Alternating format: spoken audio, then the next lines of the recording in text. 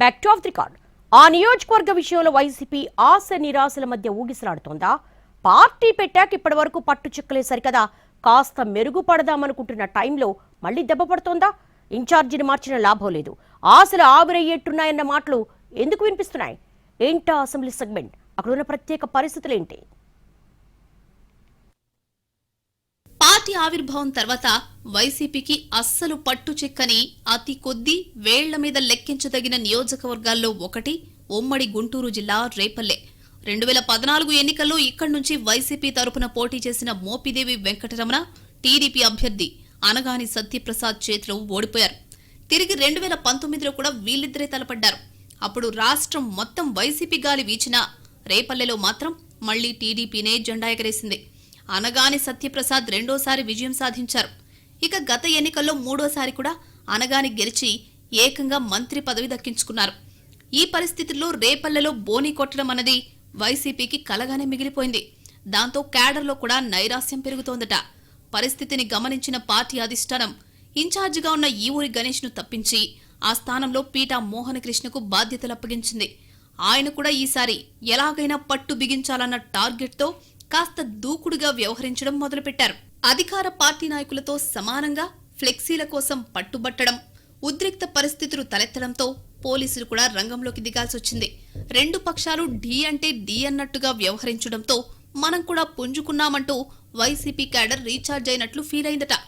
అయితే ఆ ఆనందం ఎక్కువ రోజులు నిలవకుండా మరో కీలక పరిణామం జరిగింది. గతంలో వైసీపీలో ఉండి తర్వాత టీడీపీలో చేరిన మాజీ మంత్రి మోపిదేవి వెంకటరమణ ప్రస్తుతం పొలిటికల్ గా యాక్టివ్ అయ్యారు. రేపల్లె నుంచి 2 సార్లు గెలిచిన మోపిదేవికి నియోజకవర్గంలో బలమైన వర్గం ఉంది, గట్టి అనుచరగణమే ఉంది. అయినా సరే టీడీపీలో చేరిన తర్వాత సైలెంట్ గా ఉన్నారు వెంకటరమణ. ఇక పార్టీ ఎమ్మెల్యే అనగాని మంత్రివర్గంలో ఉన్నారు. ఇన్నాళ్లు ఇద్దరి మధ్య సంబంధాల సంగతి ఎలా ఉన్నా ప్రస్తుతం కలిసి కనిపించడం టీడీపీ కార్యకర్తల్లో స్థైర్యాన్ని పెంచుతూ ఉండగా వైసీపీ క్యాడర్లో మాత్రం అయోమయం పెరుగుతోందట. నియోజకవర్గాల పునర్విభజనతో తనకు ఎక్కడో ఒక చోట అవకాశం దక్కుతుందన్న లెక్కలతో మోపిదేవి తిరిగి యాక్టివ్ అయినట్లు తెలుస్తోంది. అదే సమయంలో వైసీపీ నాయకుల నైరాస్యానికి కూడా కారణముందని చెప్తున్నారు. మోపిదేవి టీడీపీలో చేరిన నియోజకవర్గంలోని మెజారిటీ వైసీపీ నేతలతో కలిసి పనిచేసిన అనుభవం ఆయనది. దీనికి తోడు ఇప్పుడు వైసీపీలో నేతలుగా చలామణి అవుతున్న వాళ్లు గతంలో మోపిదేవి అనుచరులుగా ఉన్నవాళ్లే. ఇదే ప్రతిపక్షానికి ఇబ్బంది కావచ్చని అంటున్నారు. స్థానిక వైసీపీ నేతల్లో ఎవరి బలం ఎంత, ఎవరు ఎక్కడ ప్రభావం చూపిస్తారు అన్న డేటా మొత్తం మాజీ మంత్రికి నోటెడ్. అటు అనగాని టీడీపీ తరపున పోటీ చేసి వరుసగా 3 సార్లు ఎమ్మెల్యే అయ్యారు.